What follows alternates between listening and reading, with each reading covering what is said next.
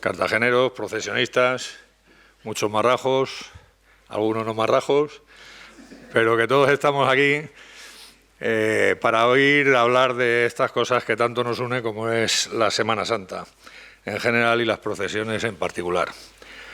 Y pues este es el primer acto cultural que vamos a celebrar con motivo del centenario de cuando empezó, cuando nació el germen de lo que acabaría siendo la agrupación de San Juan unos años después, pero 1926 es el año que siempre se ha considerado el año de partida de cuando unos marrajos decidieron sacar ellos y empezar a procesionar a San Juan.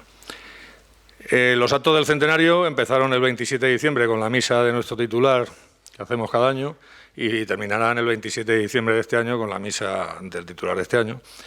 Y a lo largo del año, bueno, pues lo repartiremos durante todo el año, no queremos centrarlo todo ni en precuaresma ni en cuaresma, porque bastante apretada es la agenda en Cartagena, gracias a Dios, de actos de todo tipo, como para meter alguno más.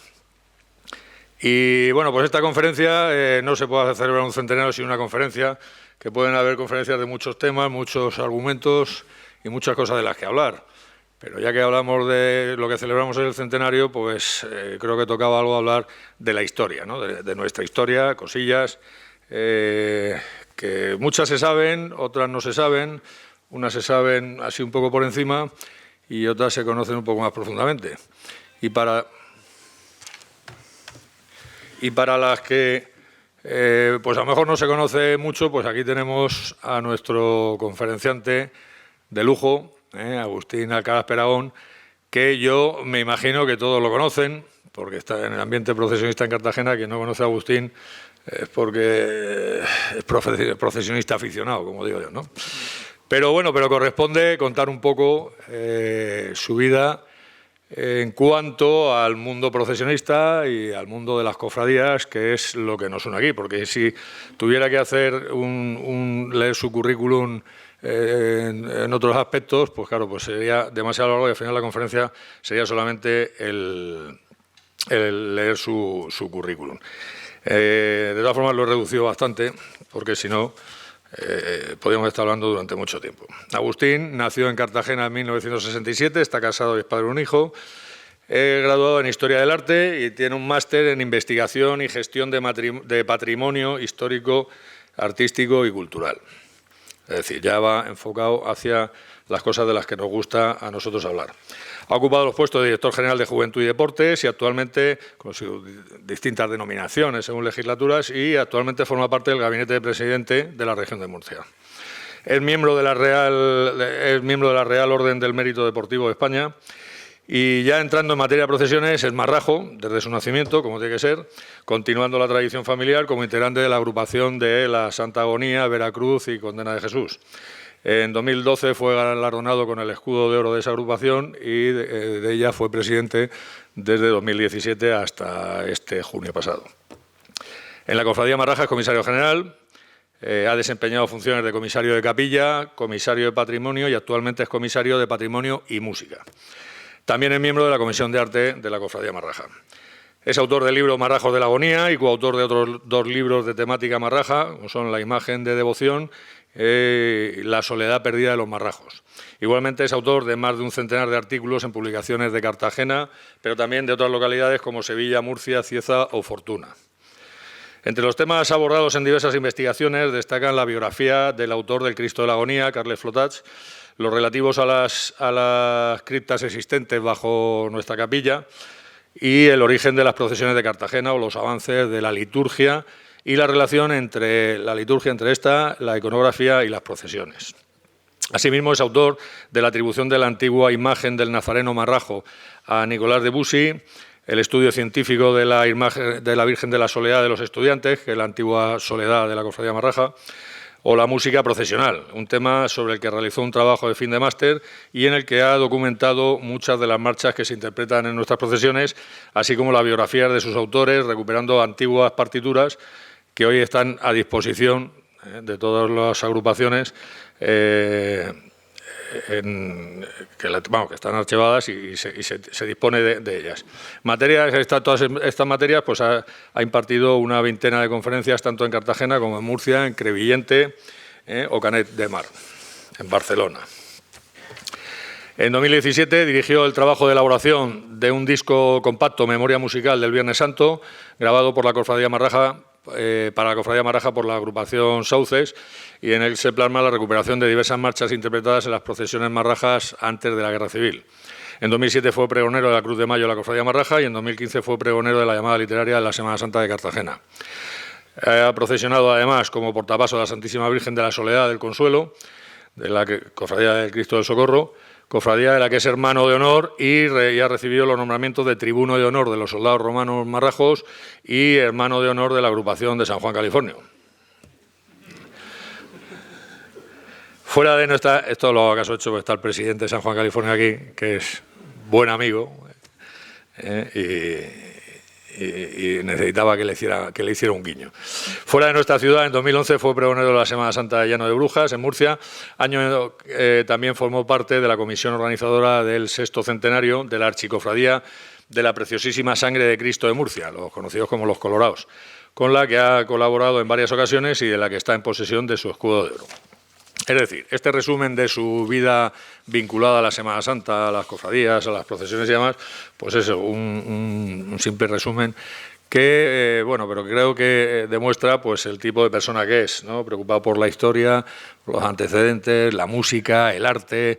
Es decir, ya quedan pocas cosas que identifiquen más a la Semana Santa, que es su iconografía, sus imágenes, su historia, la liturgia y la música, ¿no? Pues eso es lo que tenemos aquí y es quien hoy va a venir a hablarnos de esta conferencia, el primer acto cultural de este centenario, con el título "Y hemos contemplado su gloria, los sanjuanistas marrajos en la Semana Santa de Cartagena", que nos explicará, espero, el porqué del título, que yo lo sé, pero lo va a explicar él mejor que yo.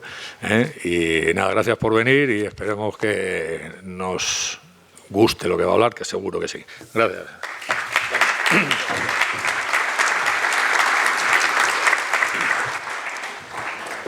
Muy bien, pues muchas gracias, presidente, hermano mayor de la Cofradía Marraja, hermana mayor del Resucitado, concejal, diputados, presidentes de agrupaciones, marrajos y procesionistas todos.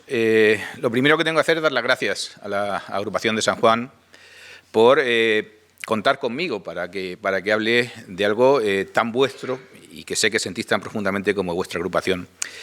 Ernesto me pedía que hablara, cuando hablamos la primera vez, pues de esa contribución que los sanjuanistas marrajos habéis hecho a lo largo de estos 100 años a la Semana Santa de Cartagena, y es lo que voy a tratar de hacer. Podéis imaginar que de cada uno de los temas que voy a mencionar podría estar hablando una hora, ¿no? Voy a intentar no hacer eso. Y voy a intentar también pues centrarme un poco en esas cosas menos habladas, menos conocidas, que aquellas que vais conociendo.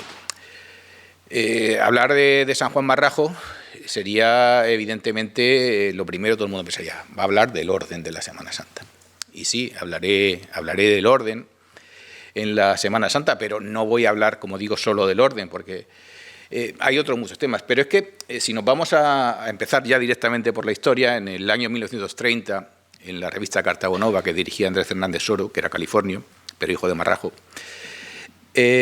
Ángel Rogel, que era el secretario de la agrupación de San Juan Evangelista, destacaba precisamente ese factor tan vinculado al sanjuanismo marrajo, que es el orden. Entonces, siendo sanjuanista y además marrajo, se dice que hay orden. ¿Se acuerda el año pasado, 1929? Lo que llamamos la atención con nuestro orden, pues verá el presente como también nos llevamos la palma. La palma también tiene mucho que ver con San Juan, pero, como digo, hablar de San Juan y hablar del orden es algo obligatorio, pero también podría hablar de la luz, que es algo evidentemente muy vinculado a la agrupación de San Juan y a los rasgos distintivos, a la personalidad del sanjuanismo. o al patrimonio que ha hecho y con el que ha contribuido la Semana Santa en estos años, bordados en la propia imagen, en el trono. Y evidentemente tendría que hablar de capuz a la hora de hablar de San Juan. Pero como digo, voy a tratar de hablar un poco de todo. Y hablando de San Juan, evidentemente creo que lo más importante es que siempre ha sido San Juan el que ha guiado el camino de esta agrupación. 3 imágenes de San Juan que han procesionado, y hablar de ese patrimonio y de ese San Juan pues también sería hablar del Santo Amor, evidentemente, que tiene también. E incluso hablar de San Juan y de los sanjuanistas nos llevaría pues a hablar de esa capacidad más que demostrada de poder navegar sobre las calles bajo la lluvia, de la que habéis hecho gala en más de una ocasión. Bien, los sanjuanistas. La contribución de los sanjuanistas a la Semana Santa de Cartagena a lo largo de 100 años es de lo que se va a tratar, como os decía, esta tarde cartagenera. Pero el primer capítulo que yo quisiera... bueno, antes del primer capítulo, es que claro, como no veo la diapositiva siguiente, no me acuerdo de lo que pone. El título, decía Ernesto, vamos a hablar del título. Bueno, es evidente que San Juan, uno de sus rasgos en procesión, es esos evangelios, porque lo que está contando es el evangelio de San Juan. Y ese evangelio que llevan y que dice pues que al principio era el verbo, al principio existía el verbo y el verbo estaba junto a Dios y el verbo era Dios. Pero si en ese principio del evangelio de San Juan seguimos leyendo un poquito, nos vamos hasta el versículo 14 del capítulo 1, veremos como dice otra frase que nos suena mucho por el Ángelus: y el verbo se hizo carne y habitó entre nosotros, y añade San Juan, y hemos contemplado su gloria. Bien, pues ese título se lo pido prestado a San Juan para hablar de estos 100 años. A San Juan, no a la agrupación, a San Juan, San Juan.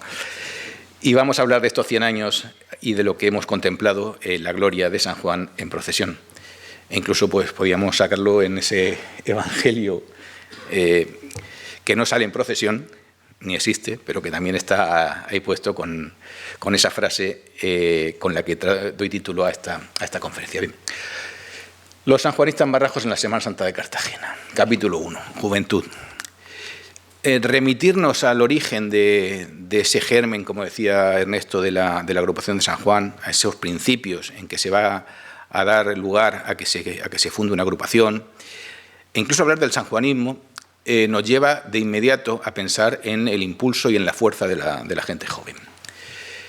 No porque San Juan, que lo era el más joven de los discípulos, pero es que no sé por qué, al final, ese vínculo de la juventud con San Juan es algo que va a estar muy presente en el origen de la agrupación.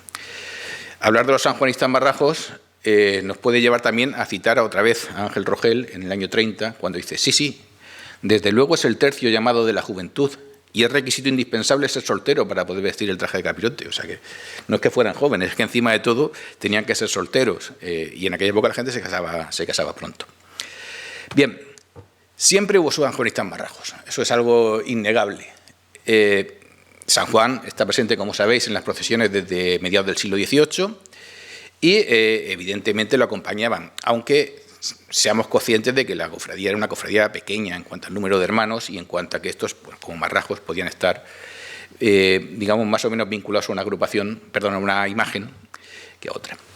Pero al hablar de la juventud me voy a ir a un dato que aporta en 1912 el periódico El Eco de Cartagena, si lo leemos, porque siempre, cuando he estado repasando, no solamente para hoy, la prensa, digamos, de aquellos años, la hemeroteca, que afortunadamente está toda digitalizada, hay muchas veces que se habla de esos ciclos en la cofradía, de gente joven que entra, del relevo, gente mayor, gente joven. Y me pareció muy interesante que lo dijera precisamente en 1912 el hermano mayor de la cofradía, Tomás Manzanares, dice: obsequió con un almuerzo íntimo en el Hotel Ramos. El Hotel Ramos era lo que es la Cartagenera, en la calle Jara. Originalmente era el Hotel Ramos, luego Gran Hotel Ramos y luego la Cartagenera. Bien, pues esa comida que se sigue haciendo después de Semana Santa, donde el hermano mayor invita, entonces pagaba el hermano mayor, ahora invita a que vayan y estén allí los que han colaborado en la salida de las procesiones. Y en ese acto Julio Hernández leyó al final una bonita poesía dedicada a los viejos marrajos y a los nuevos elementos, que como Pico, Gandulain, Barberá y otros se significan por esta cofradía. Y es que Julio Hernández habla muchas veces de ese relevo, habla muchas veces de cómo los jóvenes se van integrando. Pero daros cuenta de la importancia de que lo diga él por una cosa que a mí siempre me ha parecido interesante. Julio Hernández Costa es un gran desconocido para la gran mayoría de manera injusta. Julio Hernández Costa nació en Cartagena en 1865, el 28 de febrero, era marrajo, también lo era su padre, y con 19 años, estamos hablando de juventud, con 19 años fue responsable del trono de San Juan en la procesión del encuentro. Del precioso y artístico paso de San Juan que ha salido a cargo de los jóvenes don Joaquín Mateo y don Julio Hernández. También lo hemos visto con diferentes flores y algunas borlas de oro, la primera formando los más caprichosos ramos. Bien, Eco de Cartagena, 14 de abril del 84. De 1884. Bueno, pues Julio Hernández, con 19 años, era sanjuanista, había sido responsable del trono de San Juan. En el 85, teniendo 20 años, lo nombran conciliario de la cofradía. En aquella época las juntas de directivas, junta de mesa era lo mismo, y la nombraba el hermano mayor al ser elegido, pero numeraban a los comisarios y los conciliarios serían numerados. Comisario número 1, o sea, primer comisario, segundo comisario, tercer comisario, cuarto comisario, y los conciliarios número 1. Bien, pues el conciliario 14 era Julio Hernández, su padre era el 9, y en la Junta Directiva de Fulgencio Miguel Cervantes, y con 30 años era secretario de la cofradía. No bate tu récord, José Luis, creo que tú fuiste con 28. Por ahí, ¿no? Pero bueno, era también muy joven. Julio Hernández, cuando ya secretario de la cofradía. Y con 44 años, en 1909, ya era considerado un veterano, lo hicieron comisario honorario, y ya era un veterano. Pero sus escritos, como digo, y son muchos, él habla siempre de ese relevo, de la necesidad de dar impulso a la juventud. Y dar impulso a la juventud quien con 19 años ha sido responsable del trono de San Juan. Julio Hernández, como digo, es conocido por algunos, por lo menos por Quique y por mí, como autor de unas cuantas marchas de procesión, de las cuales desgraciadamente solo conservamos la partitura de una, que además está grabada, que es Cristo Yacente, pero compuso todas las que están en esa relación que pongo ahí arriba.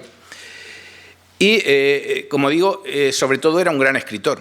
Julio Hernández fue director del Eco de Cartagena. Julio Hernández estrenó obras de teatro en toda España, muy bien ensalzadas por la prensa. Cuando digo en toda España, es en los principales teatros de Madrid, de Barcelona, de Bilbao, de Valencia. Y en Cartagena pues, fue un personaje que hoy hemos olvidado, pero que fue muy relevante en aquella época. Era marrajo. Incluso él hacía gala no solamente de ese relevo generacional, sino del pique divertido entre cofradías, entre marrajos y californios. En el año 1895 estrenó lo que la prensa denominó una función dramático, cómico, lírico, acrobático, taurino, comestible, organizada para recaudar fondos para la cofradía marraja, para las procesiones de Viernes Santo, y con una obra que se llamaba La boda de Magdalena o Californios y marrajos y celos que se comprimen, con 3 actos, todo lo que puede el amor, la burla de un marrajo y la procesión en marcha, o ya sale, ya sale. Bueno, la crítica es delirante de esa jornada, de lo que escribía Julio Hernández, y vuelvo a repetir, Julio Hernández hablaba precisamente de esa juventud. Bien, ¿esa juventud en qué se va a traducir? Llegada la época, en los años 20, la dictadura de Primo de Rivera, Alfonso Torres, alcalde de Cartagena, y los personajes que en ese momento protagonizan el día a día marrajo pues son evidentemente el hermano mayor, Juan Antonio Gómez Quiles, el primer comisario, Juan Muñoz Delgado, y el presidente de la primera agrupación que se crea en Cartagena, no en la cofradía, en Cartagena, que es Cleto Sanz, presidente de la agrupación del Santo Sepulcro. Bien, vamos a ver un poco, aproximarnos a estas personas. En 1926, Juan Antonio Gómez Quiles va a cumplir 64 años. Juan Muñoz Delgado cumplirá a final de año 49.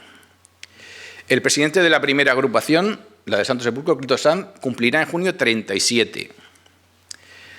Vamos bajando. Con la creación de las agrupaciones vamos a ir bajando esa media de edad de los que protagonizan el día a día de las agrupaciones.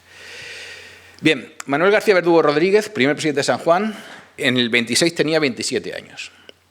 Juan Pérez Campos Piernas, primer presidente de La Piedad, cumplirá 28. Hay una excepción aquí, Félix Joaquín Fernández Sánchez, es el más veterano, el primer presidente de la Agrupación de la Virgen, cumple 47. Pero es que el siguiente, José Romero Font, primer presidente del Jesús, tiene 29 años, hasta llegar ya en ese paroxismo de la juventud que se va integrando a Joaquín Dato Ballester, presidirá la agonía en el año 29 con 17 años.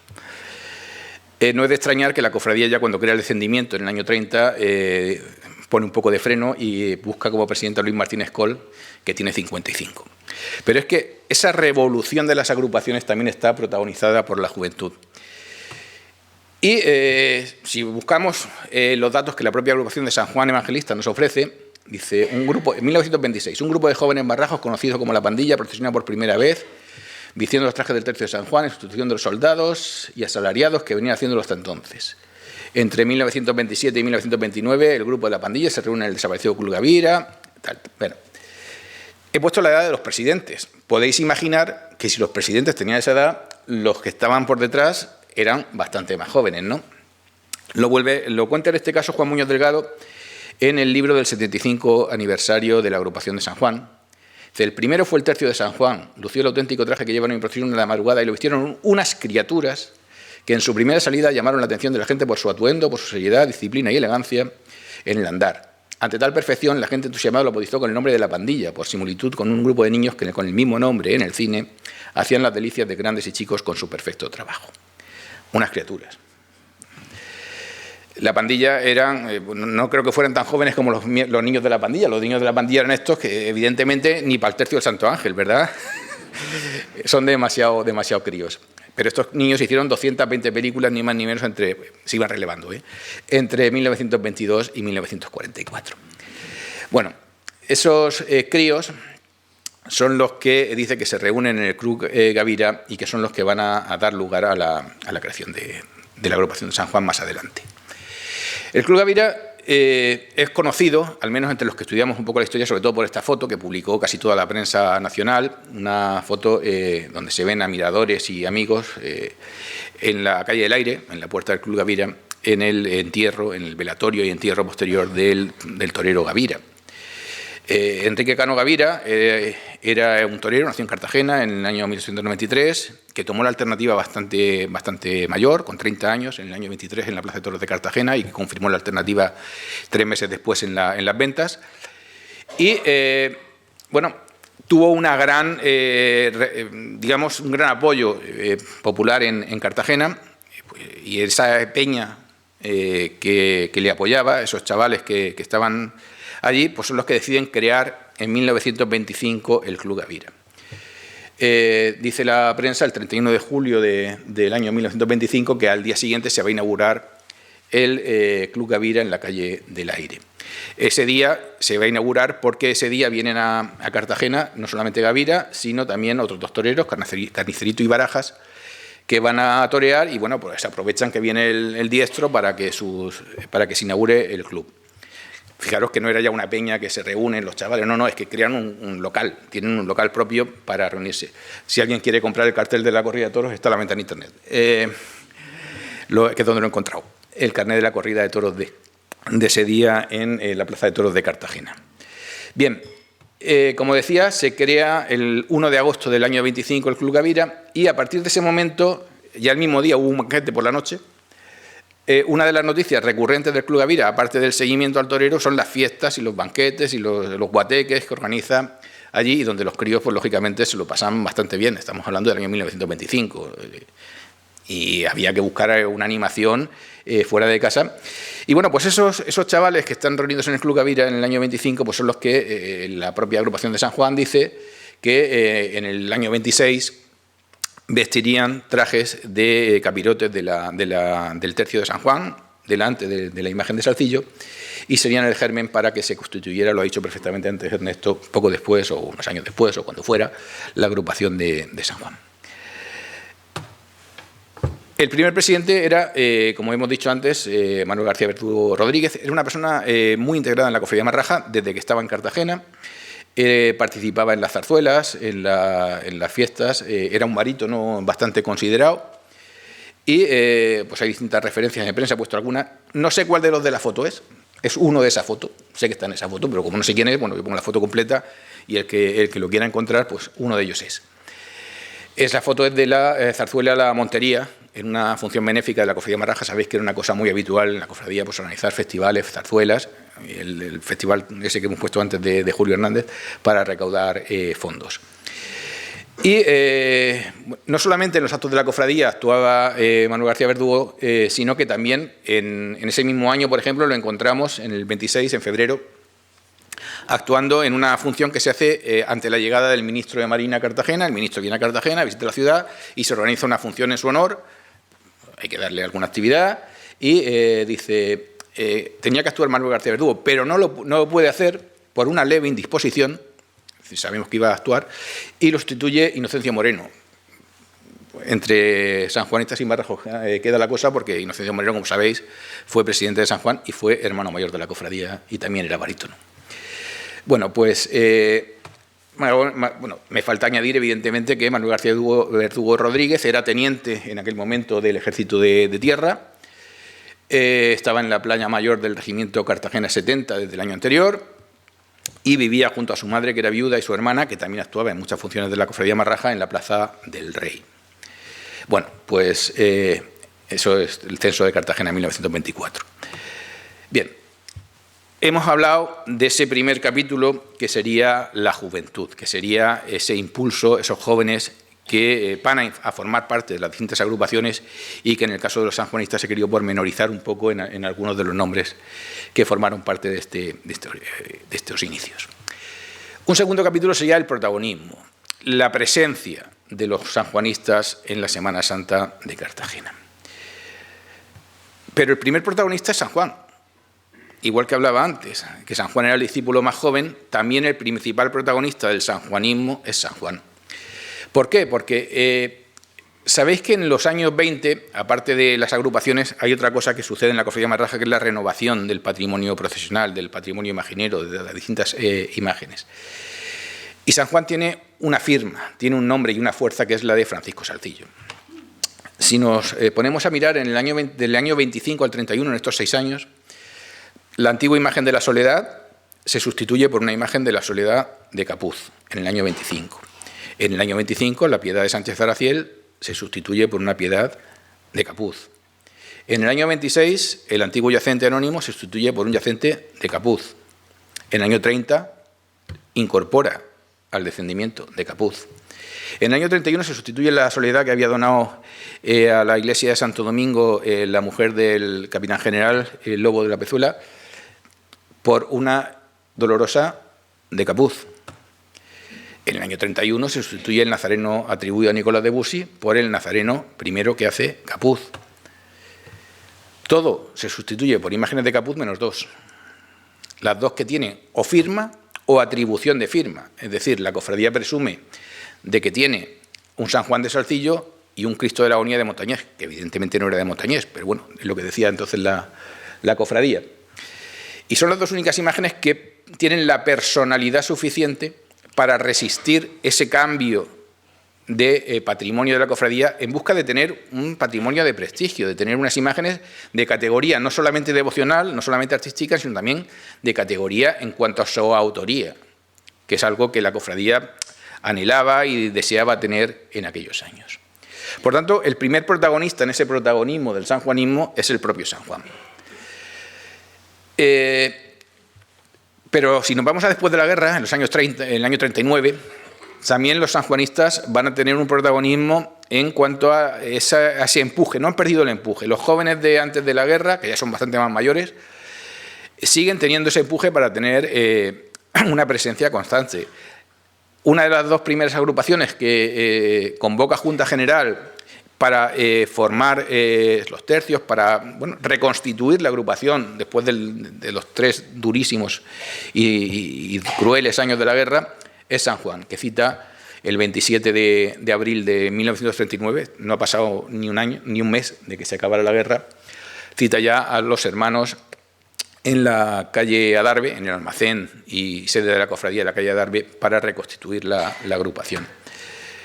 Pero es que los principales protagonistas de esos años van a ser sanjuanistas en San Juan y fuera de San Juan, porque Inocencio Moreno Quiles es el primer presidente de San Juan después de la guerra y el primer hermano mayor después de la cofradía, de la cofradía después de la guerra, es decir, compatibiliza, creo que no ha habido más casos, compatibiliza el nombramiento, o sea, el cargo de hermano mayor con el de presidente de San Juan. Dos de los más activos, no sé cómo decirlo, los dos más activos hombres de la posguerra, al margen ya de los grandes nombres en la ciudad, los jóvenes más inquietos que se mueven ahí son concejales, son Miguel Hernández Gómez y Arturo Gómez Meroño. Miguel Hernández será sobre todo concejal, Arturo Gómez Meroño jefe local de Falange, y ambos fueron presidentes de San Juan, uno del año 42 al 58 y otro del 58 al 63, es decir, casi todo el sanjuanismo de la posguerra y hasta llegar a los años del desarrollismo serían sanjuanistas. Pero ojo, no penséis que por estar vinculados al régimen son sanjuanistas, sino que son sanjuanistas al margen. Es decir, ellos estaban ya. De Miguel Hernández he puesto una foto como alcalde, de Arturo Gómez Meroño no he encontrado ninguna foto. También tenía fotos como la que he puesto antes de Manuel García Verdugo, fotos de grupo. Pero daros cuenta de hasta qué punto era una persona vinculada a la cofradía, que en el año 40 dona a la imagen del Jesús de Medinaceli la túnica de nazareno de su padre, a la que se le ponen unos galones y que sigue llevando el Medinaceli debajo. Es decir, curiosamente, la única imagen que procesionamos en la cofradía Marraja, que no es propiedad de la cofradía, lleva debajo siempre, da igual la túnica que le pongan para procesión o para capilla, siempre lleva debajo la túnica del año 40, en la que es una túnica de Nazareno Marrajo, la túnica de Nazareno Marrajo más antigua que se conserva, yo creo. Y, por tanto, lo que estoy hablando es, y además que habría que buscar documentos o los propios escritos de Miguel Hernández en el libro este del 75 aniversario, donde se ve que eran personas muy vinculadas a San Juan, que además tienen un protagonismo, porque los sanjuanistas, que sois así, siempre estáis presentes en todos lados, tienen un protagonismo importante en la situación política y social de Cartagena en la posguerra. Daros cuenta que antes de ocupar todos esos cargos, en la Semana Santa de 1940, las primeras procesiones desde el año 35 que salen, Miguel Hernández es hermano vara del tercio, no es otro puesto de comisario, de notario, no, es hermano vara del tercio. Y Arturo Gómez, junto a Inocencio Moreno, son los que costean el trono. Es decir, estamos hablando de sanjuanistas muy activos, que además los conocemos y que yo quería resaltar que sí, muy vinculados, pero también muy sanjuanistas y muy marrajos al margen de eso. Bueno, en el año 40 os he puesto ese vínculo que tiene la agrupación de San Juan, evidentemente con una posguerra donde van a tener es innegable, una amplia relación entre el régimen y ese nacionalcatolicismo que llaman, y las cofradías evidentemente están ahí prestas y dispuestas a estarlo, quieran o no, porque evidentemente también se intervenía en que las cofradías lo hicieran. En varios de los anuncios de estos que he puesto en la prensa aparece que asistirá a la reunión un delegado gubernativo. Es decir, sí, vosotros muy vinculados, pero que os vigilamos, ¿no? Voy a contar una anécdota. Sé que no deja de ser una anécdota. José Luis nos lo hizo muchas gracias cuando se la conté. Sí. Pero es que es una anécdota y a mí me parece curioso, y como es curioso lo cuento. Una de las cosas que tenía más presente en la memoria del cartagenero en esos primeros años, en los primeros meses después del final de la Guerra Civil, fue el hundimiento del Castillo de Olite. Sabéis que el Castillo de Olite venía a Cartagena a principios de marzo del 39, pensando que la ciudad había cambiado ya de régimen. No fue así, fue bombardeado, murieron 2.000 personas. Ese sigue siendo a día de hoy el mayor desastre naval de la historia de España en toda su historia. Nunca habían muerto, ni han vuelto afortunadamente a morir 2.000 personas en un solo barco, más que en el Titanic, por cierto. Y se hundió frente a la costa de Cartagena cuando venía a desembarcar. Bueno, pues el Castillo de Olite era presente. Nosotros, algunos, los de mi generación, incluso lo hemos tenido en el callejero hasta hace 4 días, ¿no? Y, como digo, se hunde frente a Cartagena con más de 2.000 muertos el 7 de marzo del 39. El 7 de marzo del 39. El 7 de marzo del 39. Ahí lo dejo. Es una anécdota, es una curiosidad, pero bueno, es algo que sucedió. Pero también ese protagonismo de San Juan, esa presencia, esa fuerza de San Juan, empieza a caracterizarse en algo que hoy día os define perfectamente, que es un rigor absoluto en el día a día, en el hacer, en el reunir y en el ser y en el estar del sanjuanista. Y es algo que, por ejemplo, vamos a encontrar, porque es la primera agrupación que en el año 40 ya establece que la no comparecencia en la reunión será considerada como renuncia al puesto de penitente. O sea, aquí no valen medias tintas. En San Juan o vas o no sales. Año 40, no año 2026. Y ese protagonismo, donde además se cuentan un montón de actividades que estaba ya marcando San Juan, le lleva también a ser protagonista en algo que fue protagonista antes, pero que después de la guerra se va traduciendo no en esas zarzuelas, no en esas actividades globales de cofradía, sino en grupos de teatro que en las agrupaciones empiezan a moverse para recaudar fondos. Y así, por ejemplo, el grupo de arte de San Juan va a representar El Genio Alegre, una obra dirigida por Juan Antonio Conesa, donde aparecen algunos nombres bastante conocidos en el entorno marrajo. Si veis por ahí arriba tenéis a Federico Vilar, Antonio Cárdenas, a las hermanas Mediano. Es decir, va a haber un ambiente donde también los sanjuanistas no se quedan quietos para conseguir recursos para la financiación de las procesiones. Y además lo hacen de una manera muy orquestada. Antes de estrenar en Cartagena se prueban en los pueblos, hacen la gira por fuera y ya si la cosa va bien ya estrenan en Cartagena. Por eso primero estuvieron durante todo el año 39 en Portmán y en Los Dolores, y ya en septiembre, después de por el verano hacer la gira de los pueblos, se vienen a estrenar al Teatro Máiquez. Ya parece que la cosa va bien y estrenamos esa obra a beneficio de sus procesiones de Viernes Santo. Pero en ese protagonismo de los años 40 es evidente que el protagonista también va a volver a ser la imagen de San Juan.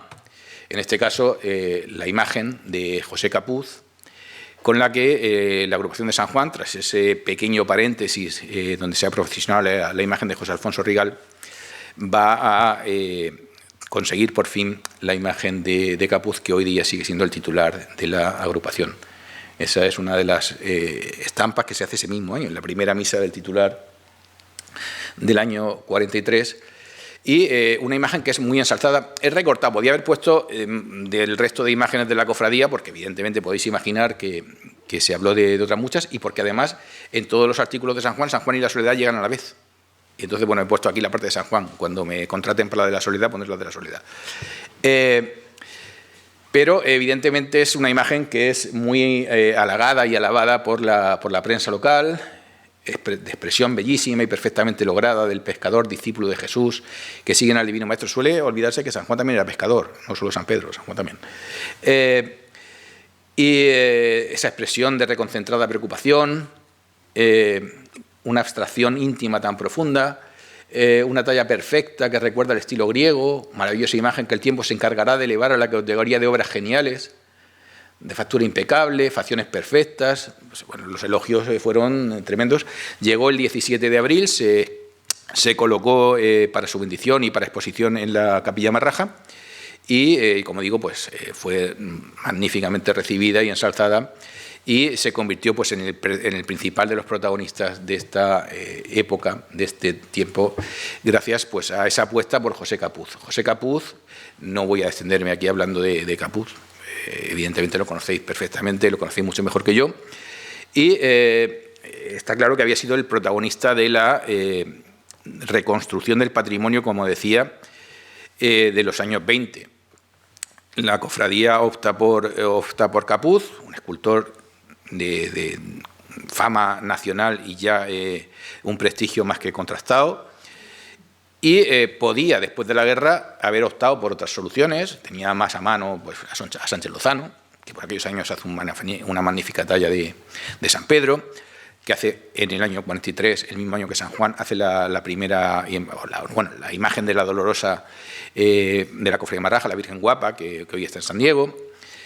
Podía haber optado por otra solución, pero la cofradía vuelve a pensar en Capuz, vuelve a recurrir a Capuz, y Capuz hará la Soledad, hará el Jesús y hará San Juan.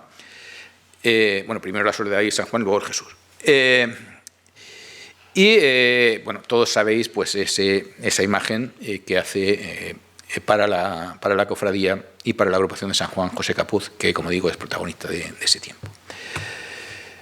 Pero Capuz no se conforma, evidentemente, o no se cierra el discurso de Capuz para San Juan ni para la cofradía con la imagen de San Juan, sino que sabemos perfectamente que 11 años después va a hacer el grupo del Santo Amor, dos imágenes, San Juan y Santo Amor, que fueron protagonistas en los años 40 y que siguen siendo hoy protagonistas del sanjuanismo y de la presencia de la agrupación, de esa aportación que los sanjuanistas habéis hecho a la Semana Santa de Cartagena en estos 100 años.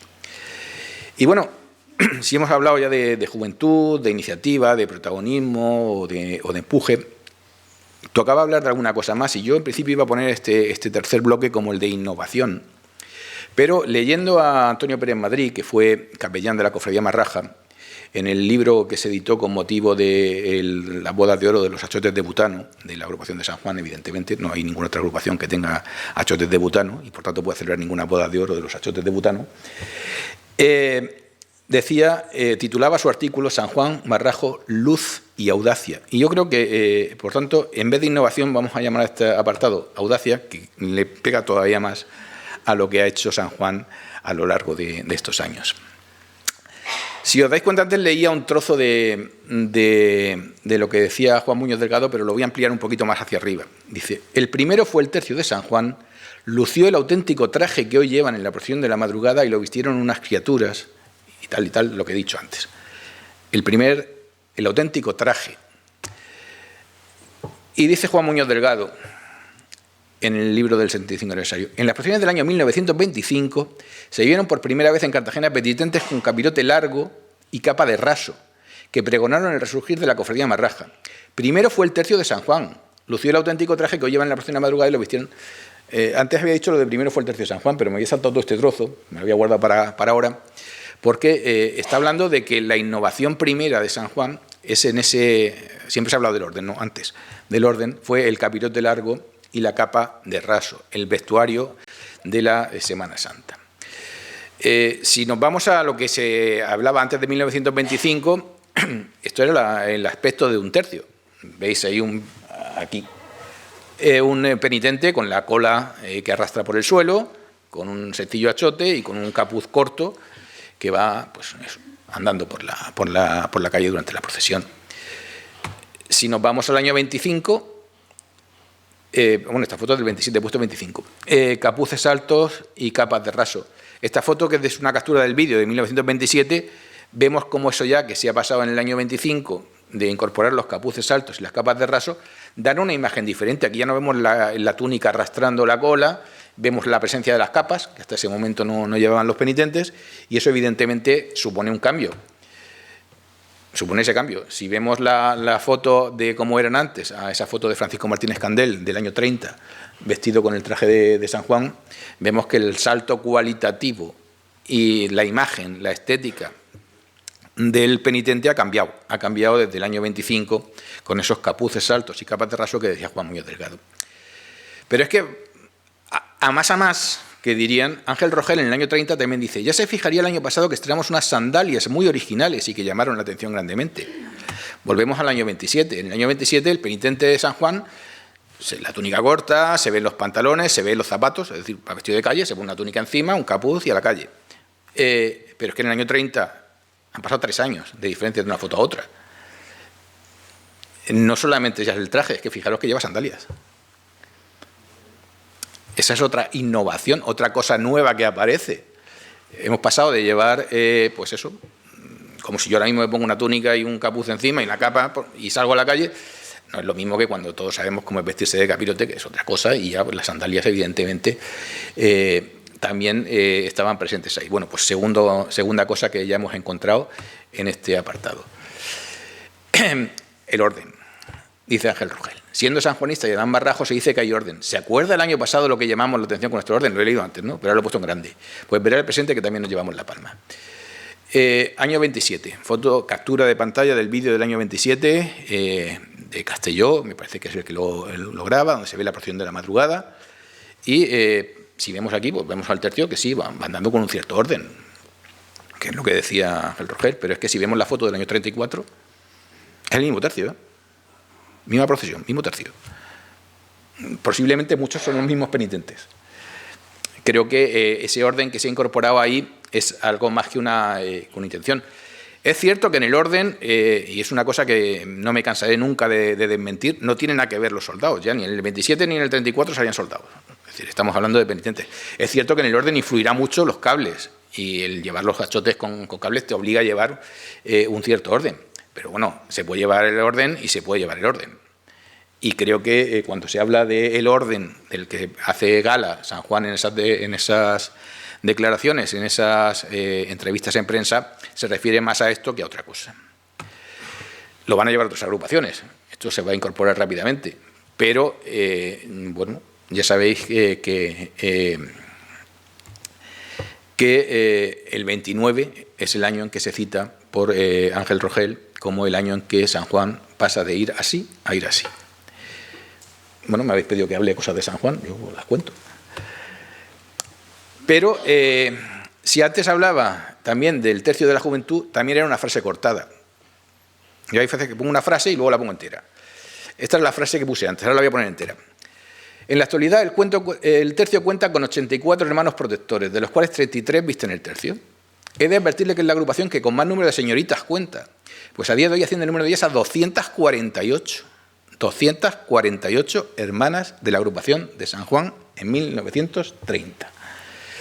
Sí, desde luego es el tercio de llamado de la juventud y es requisito indispensable, lo que decía antes, ser soltero para poder vestir traje de peyote. Las chicas casi todas lo son, a excepto de 8 o 10 que desde que se formó la agrupación han contraído matrimonio. De las demás, todas, en cuanto pasan unos meses perteneciendo a ella, enseguida hay petición de mano. Y esto sin llegar a tocar la palma de la suerte. Se ve que además estar en San Juan, pues no hace falta tocar la palma, estaban en San Juan y enseguida a la petición de mano. Luego, por la mayoría, eso sí, no se dan de baja en San Juan porque se casen, sino que bueno, siguen perteneciendo a la agrupación por agradecimiento a la imagen. Por tanto, en el año 30 podemos hablar de la mujer de la Semana Santa. No he traído números, que evidentemente podía buscar, de cuántos hermanos formaban parte de la Cofradía Marraja, creo que también los comenté en la charla que dimos con el Sepulcro, cuántos hermanos formaban parte de la Cofradía Marraja antes de las agrupaciones y cuántos empiezan a formar parte gracias a las agrupaciones. Las agrupaciones permiten que se sume muchísima más gente al día a día de la cofradía, que antes eran pues los pocos nazarenos que iban delante de un trono y poco más. Bueno, pues ya habéis visto, no pone el número total de hermanos de la agrupación, pero si ese era el número de mujeres, yo no sé cuántos hombres habría también. Y eso solo en San Juan. Añádele el resto de agrupaciones que existían ya en el año 30 o en el 31, es decir, que la cofradía se ha multiplicado, se ha hecho muchísimo más amplia en su vida, pero también ha integrado a la mujer. Esto que puede parecer una tontería, una anécdota, un detalle, hace 4 o 5 años había cofradías que no dejaban que se apuntaran las mujeres, no digo que salgan, que no se dejaban que se apuntaran las mujeres.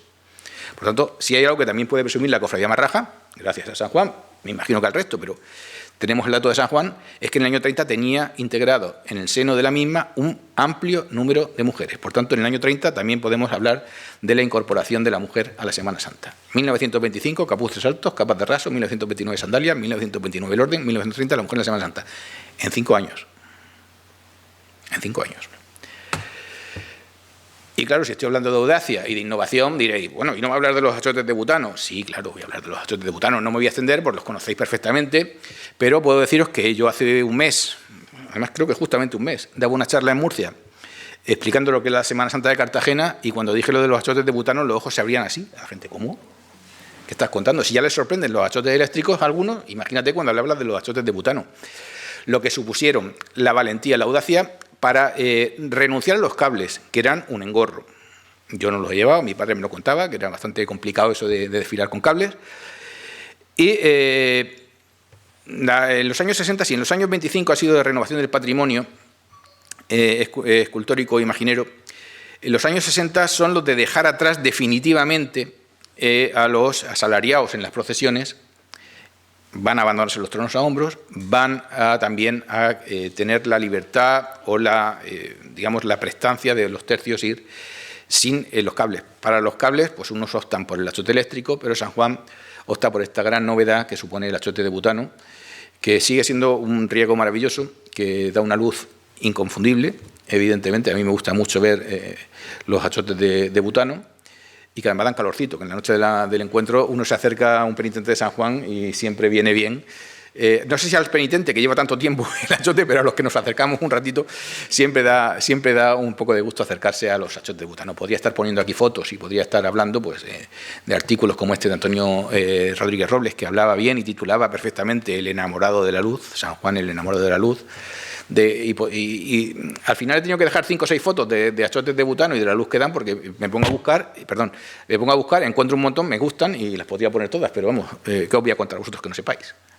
Los achotes de butano son ese otro gesto, esa innovación de audacia que aporta el sanjuanismo. Pero bueno, si hablamos de audacia, hubo que ser muy audaz para en 2009 atreverse a hacer el trono del Santo Amor.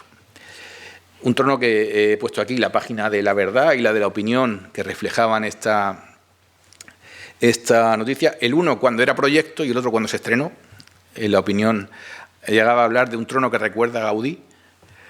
En la Verdad hablaba de un trono contemporáneo, más modesto. Y bueno, un trono del que también se ha dicho todo. Es decir, tanto Arturo Serra como José Francisco López han explicado perfectamente el concepto del trono, esa prolongación del mismo estilo del grupo hacia que se extiende al trono, que sigue siendo un trono de 2 peanas, que sigue siendo un trono del modelo cartagenero, pero adaptado en sus formas a la forma del grupo. La explicación está muy bien, pero vuelvo a repetir, hay que ser audaz para atreverse a sacarlo, la cofradía a aprobarlo y sorprender cada sábado santo a Cartagena y a quienes visitan nuestras procesiones con ese trono, si me hace caso esto, con ese trono del Santo Amor, donde todo tiene una explicación. Que es una cosa que también, al hilo del Santo Amor, ya reclamo para el conjunto de la Semana Santa y de la cofradía. Es decir, nada se hace porque sí, todo tiene una explicación, todo tiene un motivo. Y si se hace así, estará mejor que si no se hace. Es decir, si las flores tienen un contenido, un color y un mensaje, si la luz se hace y hay que cuidarla, porque una cosa que evidentemente San Juan también ha querido llevar en cabeza es la apuesta por la calidad. No se trata de poner cualquier cosa. No me voy a ir a ¿cómo se llama esto? El portal este de los chinos. AliExpress. No me voy a ir a AliExpress a comprar luces. Si hay que irse a Segovia y encargar que me fabriquen las tulipas como yo quiero, me las soplen como yo quiero, para que vaya exactamente en el discurso del trono, pues se va. Es decir, esa apuesta por la calidad, porque no nos valga cualquier cosa, yo creo que es algo que debe marcar la cofradía, que lo marca en bordados, en todo lo que es las cosas que se hacen, pero también es un buen ejemplo de ello todo el resultado desde la idea hasta el final de esa audaz idea del trono del Santo Amor. Y bueno, por concluir ya con un cuarto bloque, tendríamos que hablar de la personalidad de San Juan, de los sanjuanistas, marrajos en la Semana Santa de Cartagena. Una personalidad que se traduce en gestos, en detalles, en cosas que vosotros conocéis y que los demás vemos o no vemos, que los demás ven o no ven. Esto lo ven los sanjuanistas y los que están en la iglesia, que se han colado, que le han robado pases a José Luis, que han liado al hermano mayor, o que Andrés los ha dejado pasar, o que forman parte de la comisión de iglesia, pero no lo ve todo el mundo, ¿no? Ese gesto dice, ya, a partir de ahora ya estamos en procesión. Bueno, pues hay una serie de gestos, de motivos, de momentos, que San Juan también son característicos en esa personalidad del sanjuanista. Los nazarenos no lo he puesto yo, es que en la foto ya estaban, entonces no quería quitarlos. Pero me refiero a la banda de música.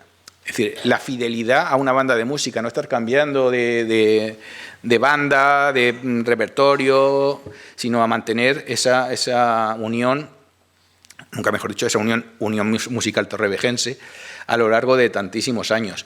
Esa forma de plantear, además de integrar banda y música en el recorrido o en el desfile de la procesión, que se va a ver complementada con el trono. A comienzos de los 60, lo decía hace un momento, casi todos los tronos pasan a procesionar a ruedas.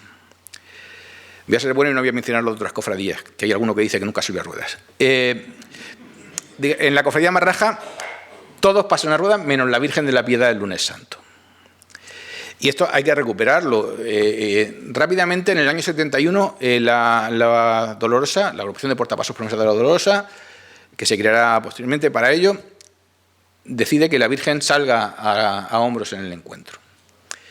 En el 82, el encuentro, la Virgen a hombros, el Jesús a ruedas, como que no. Entonces, el Jesús Nazareno también a ruedas. Y dice San Juan, perdona, aquí en el encuentro no vais a salir dos a ruedas y nosotros no.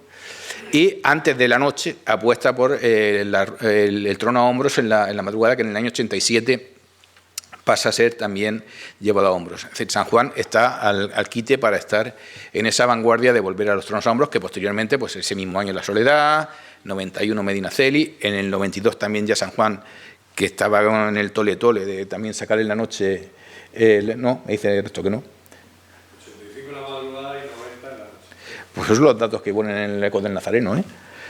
Pero bueno, 85, mejor me lo pones, en el 85 la madrugada, con lo cual todavía antes, y en el 90 en la noche, con lo cual adelantamos al Medinaceli, nos ponemos delante. Bien, corregido queda, ya sabéis, 71, 82, 85, 87, 90, 91, 98, 99, 2002. Bien, el caso es que San Juan está ahí al quite para volver a sacar el trono a hombros, cuando no era fácil, cuando además sacar un trono a hombros implicaba el riesgo de perder penitentes en los tercios y aún así nunca ha tenido ese problema. San Juan ha sabido salir adelante a la hora de volver. Pero es que ya no se trata de sacar el trono a hombros. Es que llevar el trono a hombros, bueno, se puede llevar el trono a hombros. Es que se trata de llevar el trono a hombros. Creo que me entendéis todos cuando le doy ese enfoque.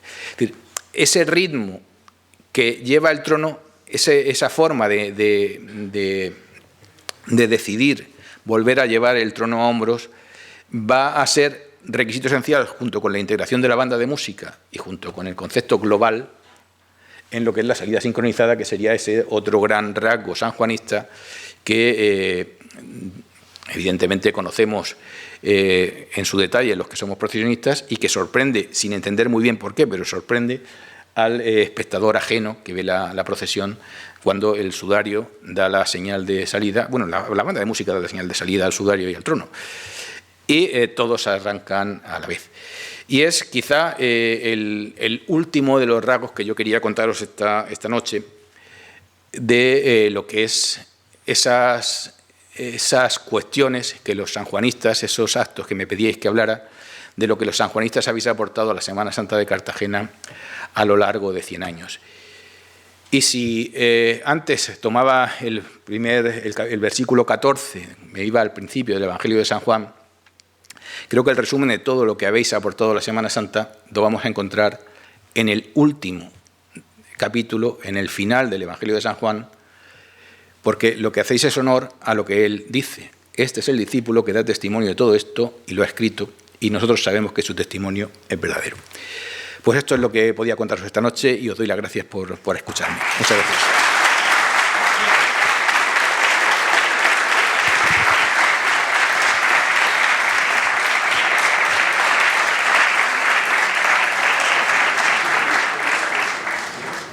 Bueno, todo tú. Aquí te dejo, si te quieres sentar. Nada, ya no... es que no sé qué decir.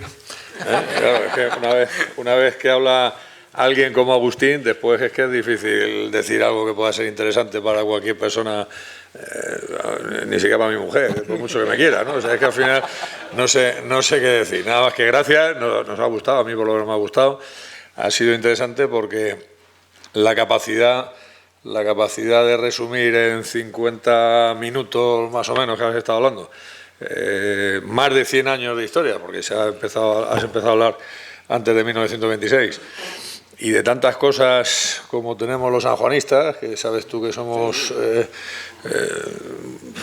muy especiales, por lo menos para nosotros, ¿no? Entonces, pues bueno, nuestras cosas, nuestras señas de identidad, nuestras cosillas y tal, pues siempre nos gusta tal. Yo creo que a todos los sanjuanistas nos ha gustado, porque a todos nos gusta que hablen bien de nosotros, ¿no? Entonces, claro, y era importante que no fuera un sanjuanista el que lo dijera, claro, porque si lo dijera un sanjuanista, pierde mucho. A lo mejor nos creemos la mitad, ¿no? Pero por lo menos alguien tan estricto y tan riguroso en sus estudios y en sus contribuciones a la bibliografía de la Semana Santa, sus escritos y sus artículos, que cuente estas cosillas, pues bueno, pues está bien que se sepan y digo yo, no, esto a fin de cuentas es un cumpleaños. Si un cumpleaños uno lo celebra, pues la gente le felicita, le regala cosas y tal, y uno pues se cree tal, pues bueno, pues eso es lo que hemos conseguido nosotros, ¿no? El creernos un poco, decir, oye, pues estamos celebrando nuestro cumpleaños y nos acostaremos esta noche pues un poquito contentos, sabiendo que oye, que somos lo que nos creemos, ¿eh? Es verdad. Y bueno, pues nada, quiero darle un detalle, un recuerdo por su aportación a la celebración de este centenario. Pues muchas gracias. Y nada, bueno.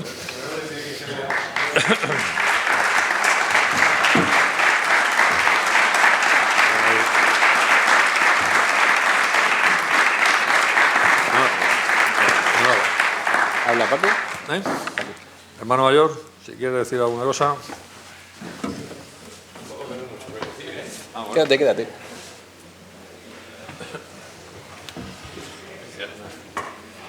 Ya, Agustín. Bueno, ¿sentamos? Sí, como tú quieras. ¿Cuál habla este? Ese. Buenas tardes a todos. Felicitar, obviamente, primero a la agrupación de San Juan, porque la verdad es que nada más llegar aquí ya el cartel impresiona. Yo los felicito, no sé quién diseñó el cartel de la conferencia, pero es un cartel precioso donde recoge perfectamente dos instantáneas importantes de la historia de San Juan. Y luego, cómo no, felicitar la elección de Agustín, que claro, no puedo decir, es comisario general, además es comisario general de Patrimonio y Música, además está elegido por el hermano mayor, pero yo creo que eso no es ningún mérito, eso quizás es un demérito porque eso implica que el hermano mayor le exige que tiene que trabajar mucho y que no sé cómo saca tiempo, porque yo que suelo acudir a todo y seguir a todos los conferenciantes y también a Agustín, por supuesto, pues no lo he pillado en nada repetitivo. Siempre dice cosas interesantísimas, no sé por dónde busque, bucea, encuentra cosas que nadie a priori ha visto y desde luego ha hecho un estudio magnífico de lo que es la génesis y evolución de la agrupación de San Juan. Y yo tampoco quiero extender mucho más de esta felicitación, tanto a la agrupación como al conferenciante, pero sí que me han quedado algunas cosas, o me he quedado con algo muy interesante, como es esas palabras, creo que era Orencio Bernal, que decía la figura de San Juan con ese estilo griego, que con el tiempo se verá que es una genialidad. Y yo creo que con el tiempo todos contemplamos que la obra de Capuz es sencillamente una genialidad. No solo la escultura de San Juan, sino todo lo que ha hecho para la Cofradía Marraja, que no solo miramos, sino admiramos. Una de las cosas que yo contemplé cuando era más joven, yo era penitente de la Magdalena y claro, me ponía delante del televisor con aquellos vídeos de cinta en los que la calidad de la imagen era malísima, donde solo retransmitía Telecartagena y donde me tragaba todo el Viernes Santo de principio a fin hasta llegar a la Magdalena. Claro, era para nosotros un poco frustrante. Estoy hablando de la génesis de los primeros años de la Magdalena, donde ni siquiera salía a hombros, cuando un locutor, famoso locutor sanpedrista de Telecartagena, bastante conocido, terminaba la Magdalena y decía: y ahora vienen palabras mayores, llega la agrupación de San Juan, como decía, ¿no? Bueno, pues en los demás éramos de comparsa y ahora llega San Juan, ¿no? Y es que San Juan es algo distinto. Y por contar alguna anécdota, recuerdo que una de las primeros, iba a decir problemas, que no era tal problema, pero una de las primeras dificultades que me encontré cuando era hermano mayor, era un procedimiento, lo digo para que se vea cómo es San Juan, era un procedimiento disciplinario, porque algo que uno puede decir, bueno, esto es habitual en cualquier agrupación, que la gente sale de la procesión y se va a tomar un chocolate con churros. Eso es impensable en la agrupación de San Juan si no te has cambiado antes y te has puesto ropa de calle. Como alguien te vea tomando aunque sea, no sé, no voy a decir un vaso de agua porque no lo sé, pero parar en una cafetería, ya sabes que te expedientan. Y ese fue el primer toro que yo tuve que lidiar cuando me dijeron. Y yo decía, pues si estoy habitual en mi agrupación, todo el mundo sale. Pues en San Juan no era nada habitual. Y luego otra cosa, y ya con esto termino, que me hace reflexionar. Y me hace reflexionar la juventud.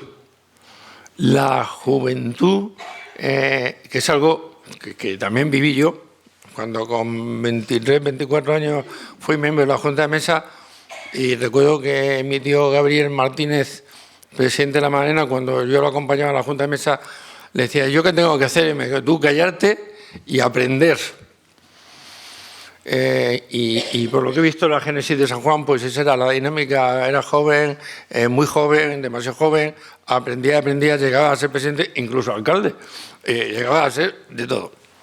Ahora con 5 años eres conciliario y decides dentro de una junta de mesa qué es lo mejor o peor sin tener conocimiento, sin saber qué es la tradición y, por supuesto, sin saber cuál es, ya no voy a decir la esencia marraja, sino la esencia del sanjuanismo.